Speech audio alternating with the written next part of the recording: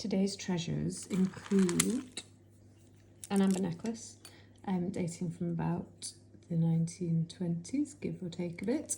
I like these because they have concealed clasps, which I think are really clever. You know, it's just a tiny wee screw, and then it's hidden, and I think they look really good. Price and caption on those, because I need to work out the price. These are really sweet and shiny and iridescent, but it's just costume jewellery, but I've picked it out because they're quite unusual, and I haven't seen anything like this before with this iridescent. So they're a bit like a faux pearl, but they don't have a faux pearl coating. They've just been given the pink and green overtones. Does that make sense? To anyone who knows pearls and overtones, you know that, well, picks them up. Pearls are white or cream, and then they have pink and green overtones, the good ones anyway. That's part of their lustre, that you get this overtone colour, which is pretty much what you've got here, but without the white. And that's why I quite like them, because they look like very, very fancy pearls, but they're not. So they'll just be cheap. Price in the caption. Culture pearls. These are actual culture pearls, and they date from around the 1930s. On a silver clasp, set with marquisite, that has been for a double strand, but has just been strung singly. And they're graduated from about 3mm up to 6mm maybe, that centre one. Again, I'm going to put the price in the caption. They're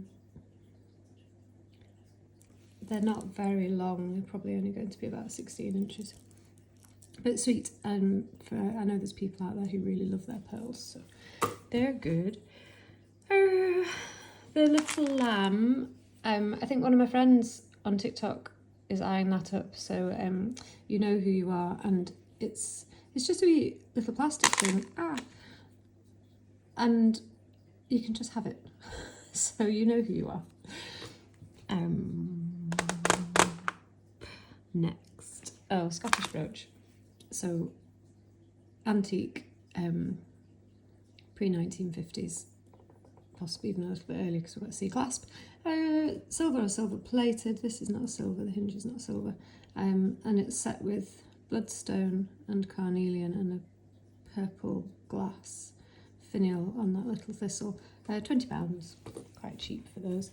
I think that this is the rest of my necklace with the blue mother of pearl leaves, so I'm going to be able to fix that, so that's useful. Someone was asking me about this lovely chain and how much it was, and it's such a nice chain. That one's going to be 30 because it's a really nice quality silver chain with I think it's spiga or wheat link. I think that's what it's called, can't remember. Too many things in my head. Okay, teeny tiny locket, 1970s. It really is wee.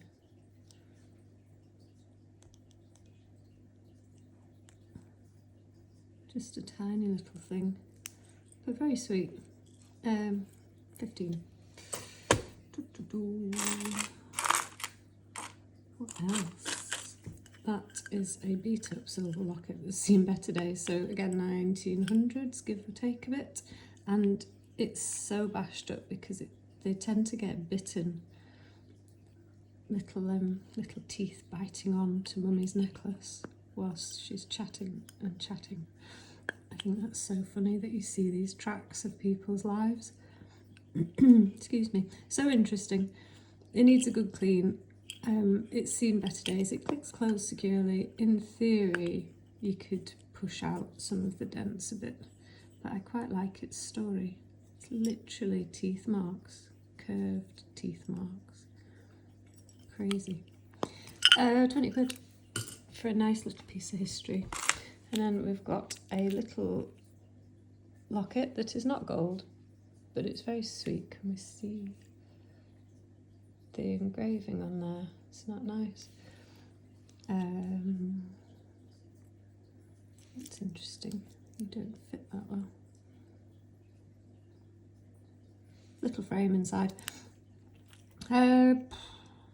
25 for that. It is not gold. The maker is T&H, whoever they are, and it dates probably somewhere between 1900 and 1940.